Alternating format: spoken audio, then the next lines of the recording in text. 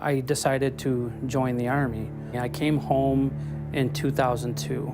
So I applied for a position at a local collection agency. Collection agency was kind of shell-shocked to me because all of my employment up to that time, all the time in the military, I was combat arms, and I never worked with women. It was different for me because there was a lot of temptations. There were times I was asked to go out after work 1 day out of the week, turned into 2 days out of the week, turned into 5 days out of the week. Any reason to drink, I was drinking. 2006, I crossed a very large line. I entered a relationship with another woman. My father, he would ask me on a continuous basis to come to church. He told me a lot of times that he's praying for me, and I really didn't understand why. And I remember one time I got in an argument with my father, and I said, why are you doing this? Why do you keep asking me to come to church? There's no need for God, Dad. I don't need it. And he says, I just think that you need some faith in your life. You're not with your family. You're not with your children much. Within that entire year, I probably saw my children probably 4 times in that year I was with that other woman. I was blinded or sleeping, but God was shaking me. Valentine's Day, I was out with this woman that I was in this relationship with. And there was a woman with 2 children. And I could not stop thinking of, this is what it looks like with a woman with children and not, husband and a father involved. That was just another instance of God shaking me and trying to wake me up. I just said, I'm going back to my family.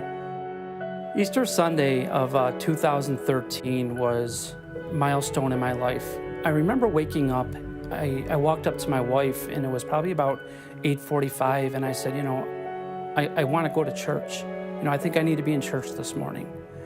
And the look on her face of the astonishment, I think she asked me if I was joking. She said, I don't think, that she was making breakfast. The kids were still messing around with their Easter baskets and things like that. And she goes, maybe next week. So I sat down, and I had my laptop in front of me. I've heard of the chapel before. I've went past it, but I never really gave it much thought. So I started typing in the chapel. The screen came up and says that a live sermon is going to be in a few minutes. So I launched it.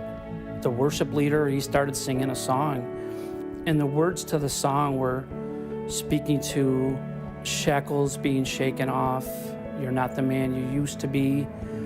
Stop fighting a fight that's already been won. You've been redeemed. Could not stop thinking about all of these times that my wife, my father, my stepmother, my mother, just telling me that I just really wasn't the person I used to be.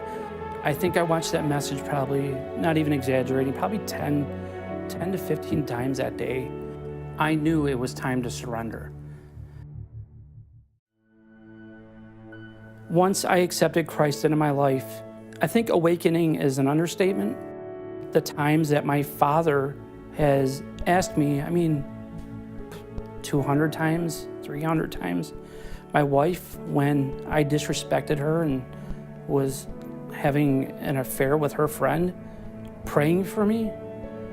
I think that's where I really had my moment with Christ. And ever since that Easter Sunday of 2013, I go back every Sunday, and there's something about being here in person, and other people are going to come alongside you. And sometimes I don't feel like deserve my family, but that's where the grace and the mercy comes into. And I really feel like Christ gave me something I didn't deserve. I didn't deserve my family. My wife, the expression on her face when she saw me in church, every Sunday that we leave church, I know it means a lot to her. If I didn't log on that Easter Sunday of 2013, where would my life be right now? I'd probably be divorced, probably wouldn't see my children, I'd probably be drunk somewhere. So it really did change my life. I witnessed my in-laws accepting Christ. Myself and my wife's vows were renewed under God, and I had the opportunity of being baptized alongside of my wife. I owe everything to him. I owe everything to Christ.